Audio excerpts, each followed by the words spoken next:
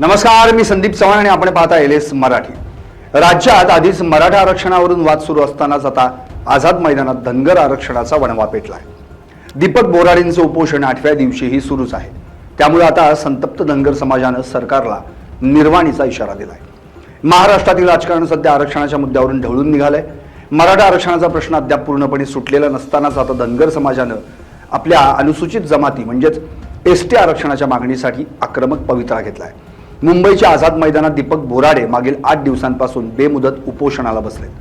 त्यांच्या समर्थनासाठी संपूर्ण महाराष्ट्रातून धनगर बांधव मुंबईच्या दिशेने कूच करतायत। 16 मार्च 2026 रोजी दीपक बोराडे यांनी आपल्या काही सहकाऱ्यांसह आझाद मैदानात उपोषण सुरू केलं।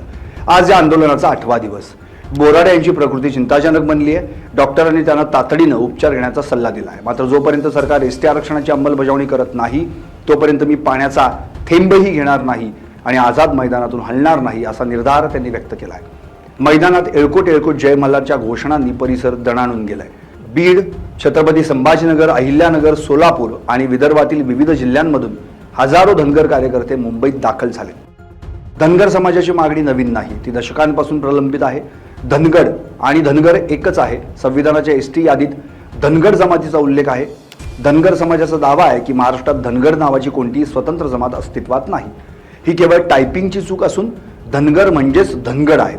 धनगरांना सध्या भटक्या जमाती क म्हणजेच एनटी क अंतर्गत 3.5% आरक्षण मिळतं। मात्र समाजाचा दावा आहे की ते मूळचे आदिवासी असून त्यांना एसटी प्रवर्गाचं 7% आरक्षण मिळायला हवं। केंद्राकडे केवळ शिफारस न करता राज्य सरकारने अध्यादेश काढून तात्काळ अंमलबजावणी करावी अशी मागणी सध्या धनगर समाज करतोय। अनेकांना प्रश्न पडतोय की जर समाज मागणी करत आहे तर सरकार आरक्षण का देत नाही? याचं उत्तर अत्यंत गुंतागुंतीचं आहे। या प्रकरणात फेब्रुवारी 2024 मध्ये मुंबई उच्च न्यायालयाने धनगर समाजाच्या सर्व याचिका फेटाळून लावल्या होत्या। न्यायालयाने स्पष्ट केलं होतं की धनगर आणि धनगड या दोन वेगळ्या जमाती आहेत आणि धनगर हे धनगड असल्याचं सिद्ध करण्यासाठी पुरेसे पुरावे उपलब्ध नाहीत। कोणत्याही जातीचा समावेश अनुसूचित जमातीत करण्याचा अधिकार केवळ देशाच्या संसदेला आहे।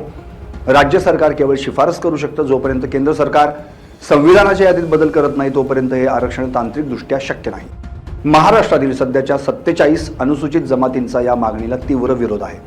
जर धनगर समाजाचा समावेश एसटीमध्ये झाला तर सध्याच्या आदिवासींच्या सवलतींवर गदा येईल आणि आरक्षणाचं विभाजन होईल अशी भीती आदिवासी संघटनांना वाटते। आमच्या ताटातलं आम्ही कोणालाही देणार नाही असा पवित्रा आदिवासी नेत्यांनी घेतलाय। राज्य सरकारने या प्रश्नावर मार्ग काढण्यासाठी सुधाकर शिंदे समिती नेमली होती।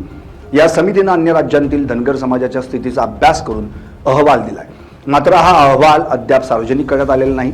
विरोधकांनी या मुद्द्यावरून सरकारला घेरलंय।